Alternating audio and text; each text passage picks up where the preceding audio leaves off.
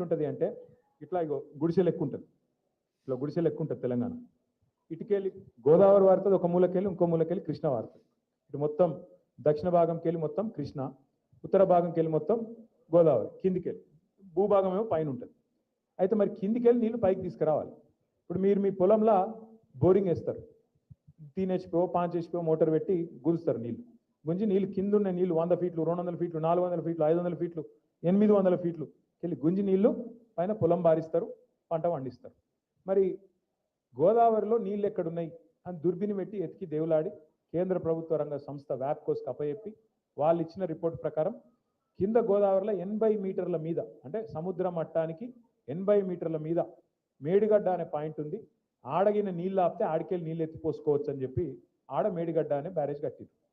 80 మీటర్ల మీద మేడిగడ్డ ఉంటుంది. ఇప్పుడు మనం కూర్చున్న హైదరాబాదు 535 మీటర్ల మీద ఉంటుంది. అందుకే ఇట్లుంటుంది తెలంగాణ అని చెప్పిన నేను. అంటే ఆడికెళ్ళి నీళ్లు 80 మీటర్లకేంచి 450 మీటర్లు పైకి లేపాలి. మరి 450 మీటర్లు పైకి గుంజాలంటే నీళ్లు పంపులు ఉండాలనా లేదా? రోజుకి ఎంత ఎంత ఎంత ఎంత ఎత్తిపోస్తారు ఎరికేనా? రోజుకి ఎంత ఎత్తిపోస్తారంటే ఇప్పుడు మీరు హైదరాబాద్లో హుస్సేన్ సాగర్ చూసిరా, ట్యాంక్ బండ్ చూసిరా లేదా? హుస్సేన్ సాగర్ ఒక టీఎంసీ, హుస్సేన్ సాగర్ ఒక టీఎంసీ. అసొంటి 2 టీఎంసీల నీళ్లు మేడిగడ్డకెళ్ళి, అంటే రోజుకు 2 హుస్సేన్ సాగర్లో పట్టేటని నీళ్లు గుంజి 80 మీటర్లకేంచి 618 మీటర్లు కొండపోచమ్మ సాగర్ ఉండేది 618 మీటర్ల మీద గాడికి ఎత్తిపోయాలి. అంటే దగ్గర దగ్గర 500 పై చిలుకు మీటర్లకు గుంజుకు రావాలి. మరి చిన్న చిత్కా మోటార్లతో అవుతుందా? కాదు కదా.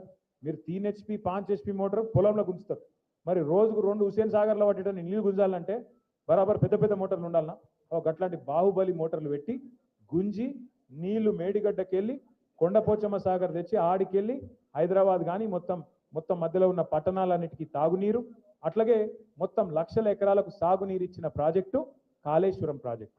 ఆ ప్రాజెక్టుతోనే మీ ఎస్ఆర్ఎస్పి వరద కాలువ ఏదైతుందో దానిలో రివర్స్ నీళ్లు పోసి అందులో కూడా మళ్ళీ మీ ఎస్ఆర్ఎస్పీలకు పైకెళ్ళి నీళ్లు రాకపోతే మహారాష్ట్రకు ఈడికెళ్ళి నీళ్లు గుంచి అందులో పోసి మీ దగ్గర ఉండే నిజామాబాద్ జిల్లా ఆయకట్టును కూడా కాపాడింది కేసీఆర్ గారి నాయకత్వం. అందులో మేడిగడ్డల 85 పిల్లర్లు ఉంటే 2 పిల్లర్ల కాడ కుంగింది. ఏదో అక్టోబర్ 2023లో. ఇలా ఏం జరుగుతుంది? ఒక దిక్కేమో 2 పిల్లర్లు కుంగితే అక్కడ ఏదో జరిగిపోయింది అని చెప్పి దున్నపోతూ ఈనింది అని కాంగ్రెస్ వాడంటే దుడ్డని కట్టేయమని బీజేపీ ఉరికొచ్చింది. 48 గంటలలో, 1 కాదు 2 కాదు, 48 గంటలు 2 రోజులలోనే వచ్చుడు రిపోర్ట్ ఇచ్చుడు అయిపోయింది. మొత్తం నాశనం కొట్టుకపోయింది. కేసీఆర్ 1,00,000 కోట్లు తిన్నాడు, అయిపోయింది, ఖతం.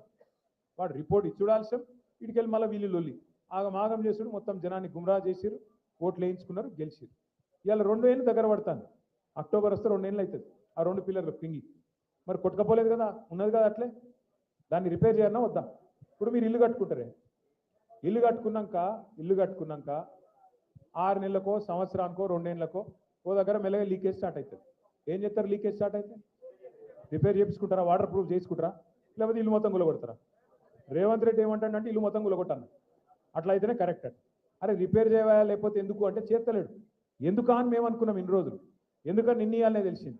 ఎందుకట అంటే బీజేపీ వాళ్ళు చెప్పిర్రు పైన కిందికి గోదావరి నీళ్లు పోతేనే కింద చంద్రబాబు నాయుడు గారు బనకచెర్ల ప్రాజెక్టు కడతాడు, ఆంచేలి నీళ్లు తీసుకొని కావేరులో కలుపుతాడు, కావేరులోకి వెళ్ళి తమిళనాడుకోవాలి, మీరు ఇక్కడ దీనిలో ఆపితే మళ్ళీ ఇటు నీళ్లు మీరు గుంజుకుంటారు.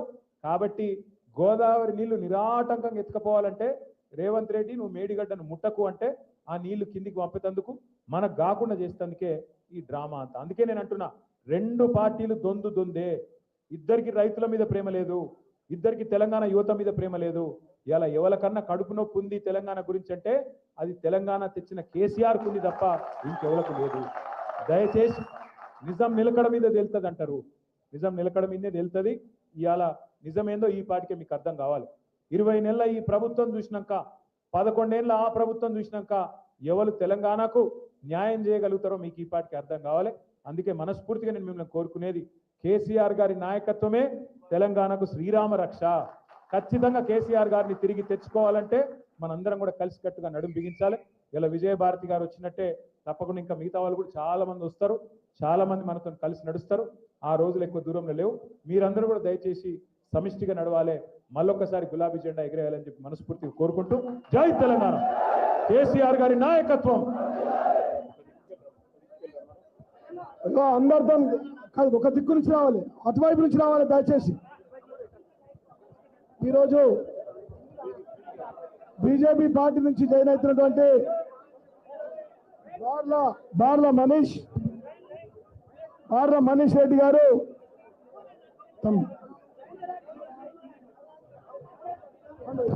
అన్న ఒక లైన్ లో రారు అందరూ ప్లీజ్. అదేవిధంగా సాత్విక్ రెడ్డి, అదేవిధంగా సూర్యారెడ్డి శాఖలు లింగం, బండి శాఖలు ముత్తన్న, ఇసాపల్లి నడిపి గంగారం,